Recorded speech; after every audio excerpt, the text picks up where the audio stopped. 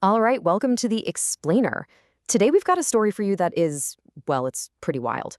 We're talking about a single American in the 1800s who makes this absolutely grueling journey all the way to the Ottoman Empire. And the whole thing is driven by a single vision.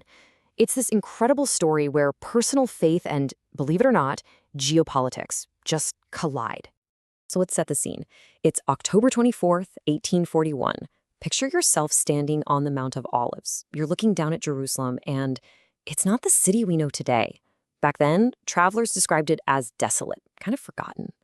And in this quiet, almost empty landscape, there's just one person, a lone American offering up this very formal prayer over the city. So who was this guy?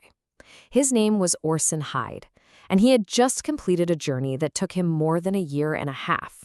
I mean, think about that. Crossing oceans, crossing continents, all by himself.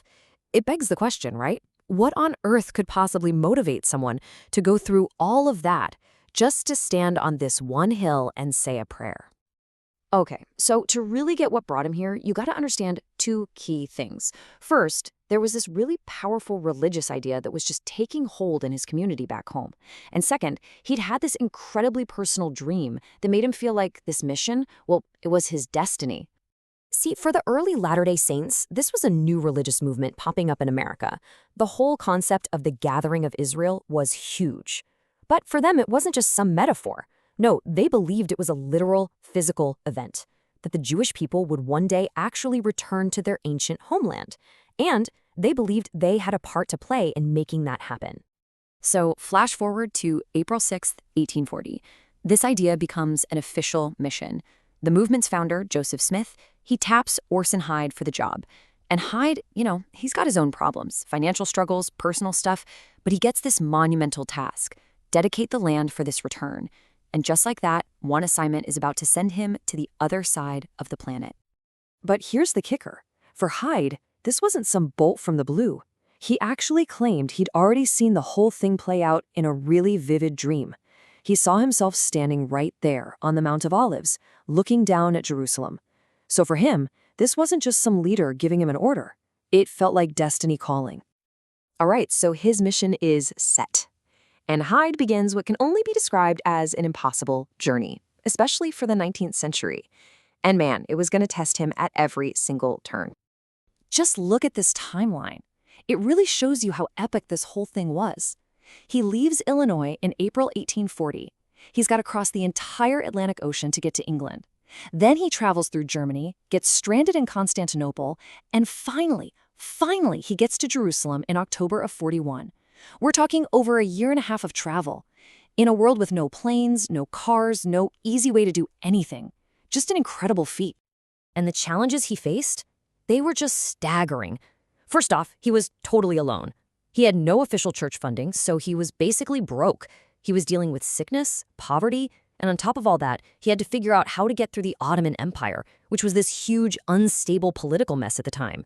I mean, a single American just showing up was a huge anomaly. He even got stranded in Constantinople, what we now call Istanbul, with absolutely no money, probably wondering if he could even finish the trip. But somehow, he did. He pushed on. And when Orson Hyde finally made it to that spot on the Mount of Olives, he delivered this formal prayer. And this is where the story gets really fascinating from a historical perspective. Let's look at exactly what he prayed for, and then see what happened in the decades after he said those words. Okay, so first, he's looking around at this dry, desolate landscape, and he prays for the land itself. He asks for its barrenness and sterility to be removed, for it to become green and fertile again. Now, let's jump forward in time, into the 20th century. What happened? Well, through huge efforts in things like irrigation, planting forests, and just incredible agricultural tech, the land went through this amazing transformation. Today, Israel is literally a world leader in ag tech, famous for making the desert bloom.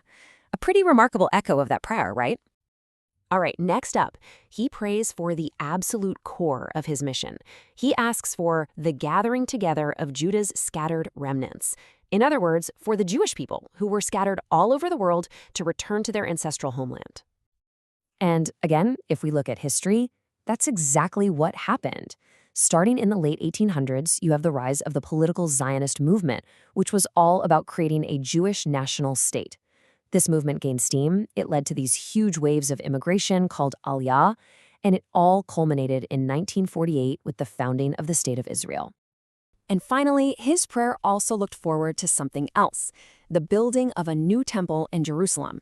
A central place of worship, just like in ancient times.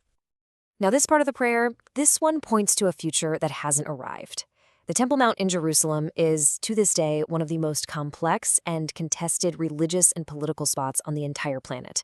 So this petition, it's still an unfulfilled hope, and it really just reminds you of the incredible complexities of that region.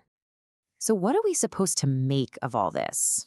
Well, to really grasp the historical significance of Hyde's journey and his prayer, you have to look at the timing. The when is everything. Remember that year, 1841. Because in 1841, the idea of a modern Jewish state, it was just unthinkable to most of the world. It wasn't a political discussion. It wasn't on anyone's geopolitical radar at all. Let's really put this into perspective. Hyde's prayer in 1841, that was 56 years before the first Zionist Congress even met. It was 76 years before the Balfour Declaration, which was that huge public statement from Britain supporting a Jewish national home, and it was more than 100 years before Israel was founded in 1948. What he did was an act of pure personal conviction, decades and decades before history even started to move in that direction. And that just leaves us with this incredible question, doesn't it? The story of Orson Hyde really makes you wonder, where is the line between one person's faith and the massive current of history?